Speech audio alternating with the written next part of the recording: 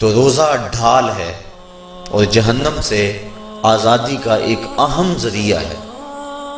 روزہ اللہ اور بندے کے مابین ایک راز ہے۔ روزہ نور ہے، ضیاء اور روشنی ہے، اور آقا کریم صلی اللہ علیہ وآلہ وسلم نے روزے کی فضیلت بیان کرتے ہوئے ارشاد فرمایا کہ ہر شے کی کوئی زکوٰۃ ہوتی ہے، انسان کے جسم کی زکوٰۃ روزہ ہے۔ اگر روزہ رکھے گا تو جسم زکوٰۃ ادا کرے گا، جس طرح زکوٰۃ سے مال پاک ہوتا ہے، روزے سے جسم پاک ہو جاتا ہے۔ اور روزہ ویسے بھی انسان کے لیے شفا کا پیام ہے۔ فرمایا کہ سحری کھایا کرو، چونکہ سحری کے کھانے کے اندر بھی اللہ نے برکت رکھی ہے۔ تو یہ ماہ سیام اپنے دامن میں برکتیں لے کر، رحمتیں لے کر نازل ہوتا ہے۔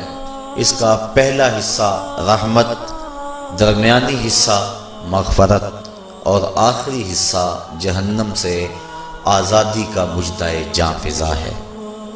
حدیث میں آتا ہے کہ اللہ نے میری امت کو رمضان المبارک کے روزے کے حوالے سے 5 چیزیں ایسی عطا کی ہیں جو اس سے قبل کسی امت کو نصیب نہیں ہوئی۔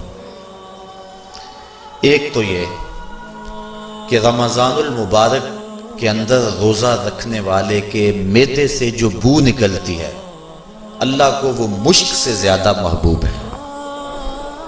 دوسری بات کہ جب ماہ سیام آتا ہے تو شیاطین کو جکڑ دیا جاتا ہے۔ تیسری بات کہ روزے دار جب تک روزے میں رہتا ہے، فرشتے اس کے لیے مغفرت کی دعائیں کرتے رہتے ہیں۔ اور چوتھی بات، جب ماہ سیام کی آخری رات آتی ہے تو اس کے سارے گناہوں کو بخش دیا جاتا ہے اور اس کو جہنم سے آزادی کا پروانہ مل جاتا ہے۔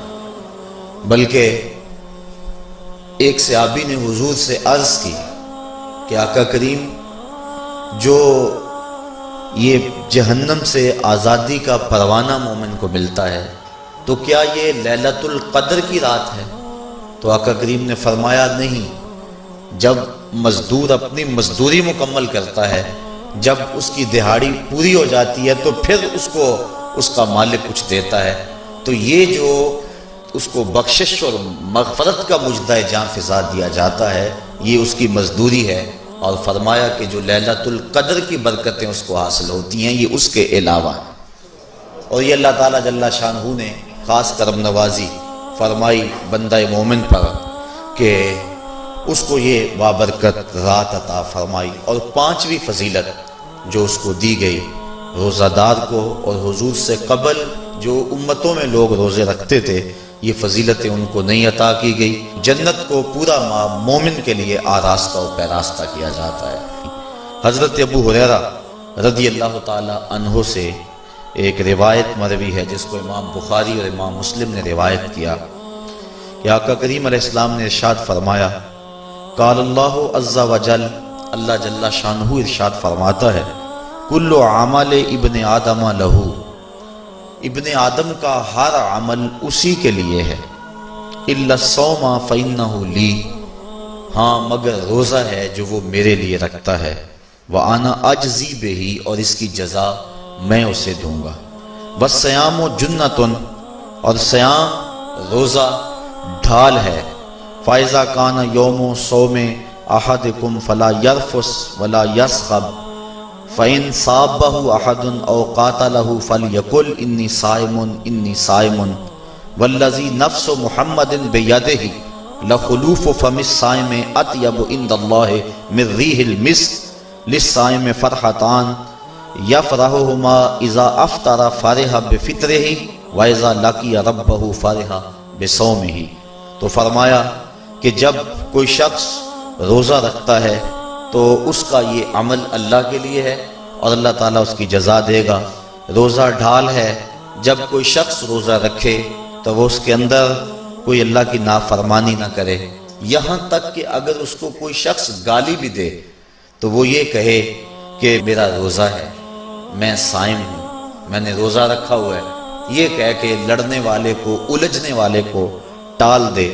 حضور نے ارشاد فرمایا مجھے قسم ہے اس رب کی جس کے قبضے میں محمد کی جان ہے کہ روزہ دار کے معدے سے جو بو نکلتی ہے اللہ کو وہ مسک یعنی کستوری کی خوشبو سے زیادہ محبوب ہے۔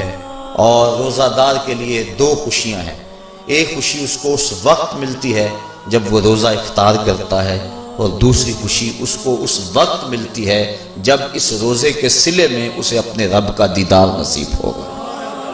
یہ بات ذہن میں رکھیں کہ اس دنیا پر سب سے بڑی دولت جو حضرت انسان کو دی گئی ہے وہ دولت ایمان ہے، اور قیامت کے دن سب سے بڑی دولت جو اہل ایمان کو دی جائے گی وہ اللہ تعالیٰ کا دیدار ہوگا۔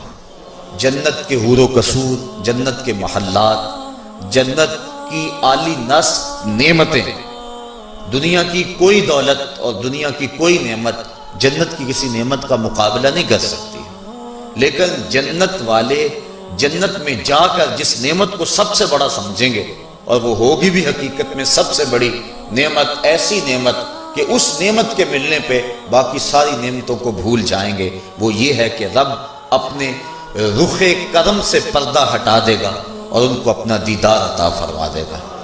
تو یہ سب سے بڑی دولت جو مومن کو آخرت میں نصیب ہوگی یہ روزے کے صلے میں نصیب ہوگی۔ یہ روزے کا وہ ثمر ہے، یہ روزے کا وہ پھل ہے جو اللہ اہل ایمان کو قیامت کے دن عطا فرمائے گا۔